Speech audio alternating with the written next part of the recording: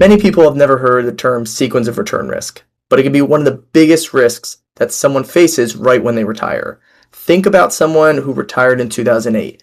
They did everything right, they saved for 30 or 40 years, built up their retirement accounts, and then just as they started needing income from their portfolio, the market dropped hard. The issue wasn't that the market went down.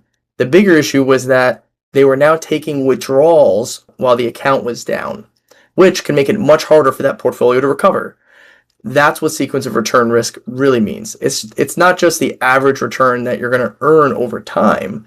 It's the order in which those returns happen, especially once you start taking income. So we're going to look at this quick graphic. The graphic shows two people starting with the same amount of money, $1 million. Both people average the same return over the 10-year period, a 6% average return. Now this is during the accumulation phase, where there are no withdrawals. Both people end up in the same exact place after 10 years, as you can see, with a little over $1.5 million.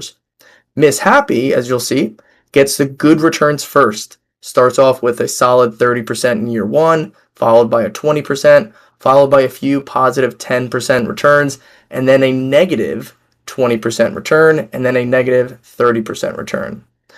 Mr. Unhappy gets the bad returns first. Same order of returns, just inversed. But because neither person is taking money out, the order of returns does not change that final result. Now let's look at what it does during the distribution phase when they need that money. This shows what happens when they are retired and they're taking out $60,000 per year from their portfolio.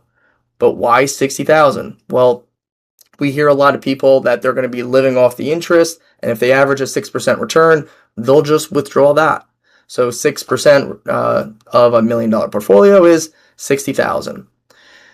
But this is where everything changes. Miss Happy gets these strong market years early in retirement, just like she did before, so her portfolio grows fast. Then later, when the bad years happen, she has the larger account balance to absorb those losses. So even after 10 years, she still has little over $1 million left, more than what she put in, while still withdrawing that $60,000 over that 10-year period. A $600,000 withdrawals over that period while still having more than what you put in is awesome. Now Mr. Unhappy gets the bad market years first, and it's just bad luck, right? He didn't plan on this. His account drops early, but he still needs to take out that same $60,000 per year to live on. So he's withdrawing money from a shrinking account. That means fewer dollars are left in the portfolio to participate when that market eventually does recover. And so even though Mr. Unhappy gets the strong returns later on, it is a lot harder for him to catch up because the account has already been damaged by the early losses and the withdrawals. Because again, he's burning the candle at both ends.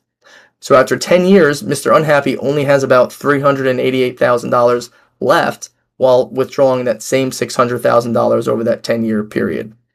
The key lesson in this is this. Two retirees can have the same exact starting balance, the same average return, the same withdrawal amount, but end up with very different results depending on when the good and bad market years happen. And again, it's nothing that is planned. It's all dependent on when you're retiring. This is why retirement income planning is different from accumulation planning. When you're working and saving, market downturns can actually be opportunities because you're still adding money in those down years.